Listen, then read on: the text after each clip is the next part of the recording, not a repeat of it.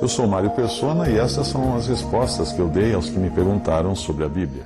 Você escreveu dizendo o seguinte: o diabo não tem nada, ele é nada, não tem poder nenhum, pois o Eterno de Israel é que é o poder. A hora que o Eterno de Israel quiser, destrói ele. Fecha aspas, até aí as suas palavras. Um dos maiores erros é ignorar ou desprezar o poder do inimigo. Exércitos inteiros foram destruídos por isso, civilizações desapareceram e adestradores de serpentes morreram envenenados. Satanás tem sim poder, mas é subordinado ao Senhor. Ele nada pode fazer que não seja permitido por Deus e principalmente não pode tocar num crente sem obter permissão, como nós já aprendemos dos 2 primeiros capítulos do livro de Jó. Mas negar que ele tenha poder é como brincar com a serpente, achando que ela não pode picar. Um grande erro é negar a existência de Satanás, outro é negar o seu poder. O diabo mostrou o seu poder ao usar os magos de Faraó para imitarem o poder de Deus nas pragas sobre o Egito. Ele teve poder para afligir Paulo com um espinho na carne, que chama de mensageiro de Satanás. Ele foi autorizado a usar o seu poder para afligir Jó e matar seus filhos, movimentando o ar com vento sobrenatural, em um vento que vinha de 4 direções ao mesmo tempo. Veja a passagem: eis que um grande vento sobreveio da além do deserto e deu nos 4 cantos da casa, que caiu sobre os jovens e morreram. Jó 1,19. Ele foi capaz de fazer isso por ser o príncipe do poder do ar, o príncipe das potestades do ar. Efésios 2,2. Foi o poder de Satanás sobre os ventos que produziu uma tempestade na tentativa de impedir que Jesus atravessasse o mar e libertasse o gadareno, possesso de demônios. A passagem diz: e entrando ele no barco, seus discípulos o seguiram. E eis que no mar se levantou uma tempestade tão grande que o barco era coberto pelas ondas. Ele, porém, estava dormindo. E os seus discípulos, aproximando-se, o despertaram, dizendo: Senhor, salva-nos, que perecemos. E ele disse-lhes: por que temeis, homens de pouca fé? Então, levantando-se, repreendeu os ventos e o mar, e seguiu-se uma grande bonança. E aqueles homens se maravilharam, dizendo: que homem é este que até os ventos e o mar lhe obedecem? Mateus 8, 23 a 27.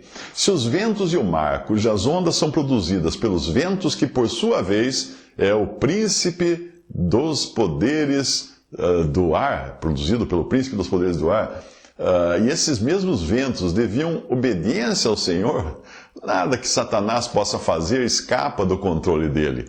Mesmo assim, nós devemos lembrar que somente um ser com grande poder seria capaz de transportar Jesus do deserto ao ponto mais alto do templo e também a um alto monte para tentá-lo. A passagem diz que foi conduzido Jesus pelo Espírito ao deserto para ser tentado pelo diabo. Muito importante entender que foi o Espírito Santo que conduziu ele ao deserto, não foi o diabo. O diabo estava lá para tentá-lo, para prová-lo. Então o diabo o transportou à cidade santa e colocou-o sobre o pináculo do templo. Novamente o transportou o diabo a um monte muito alto e mostrou-lhe todos os reinos do mundo e a glória deles. Mateus 4, de 1 a 8.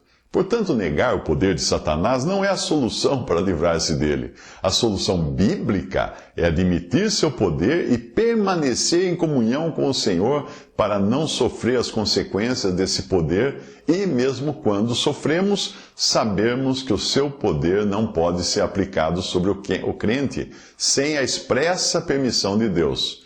Se o diabo e os seus asseclas não tivessem poder, para que nós precisaríamos então ser exortados a vestir uma armadura para lutar contra ele e seus anjos?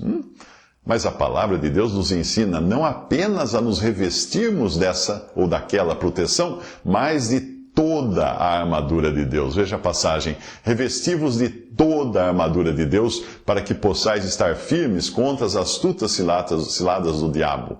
Porque não temos que lutar contra a carne e o sangue, ou seja, não lutamos contra homens, mas sim contra os principados, contra as potestades, contra os príncipes das trevas deste século, contra as hostes espirituais da maldade, nos lugares celestiais. Portanto, tomai toda a armadura de Deus para que possais resistir no dia mau, e havendo feito tudo, ficar firmes. Estai, pois, firmes, tendo cingidos os vossos lombos com a verdade, e vestida a couraça da justiça, e calçados os pés na preparação do evangelho da paz, tomando, sobretudo, o escudo da fé, com o qual podereis apagar todos os dardos inflamados do maligno. Tomai também o capacete da salvação e a espada do Espírito, que é a palavra de Deus, orando em todo o tempo com toda oração e súplica no Espírito, e vigiando nisto com toda perseverança e súplica por todos os santos. Até aí, Efésios 6, de 11 a 18.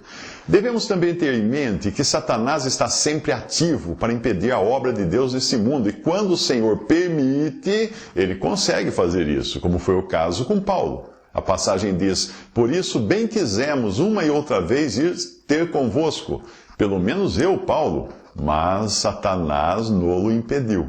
1 Tessalonicenses 2,18. Mas aprendemos também que aquilo que Deus não permite é o que ele não queria que fosse feito naquele momento, pois podem existir até situações que achamos ser obra de Deus, mas o próprio Espírito de Deus impede que a obra seja feita.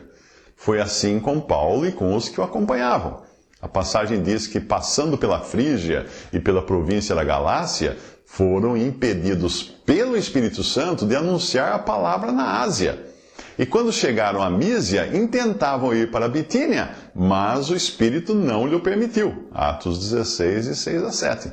Por isso é bom não acharmos que estamos no controle da situação, porque não existe controle e nem controlador que não seja o próprio Deus. Visite respondi.com.br. Adquira os livros ou baixe e-books.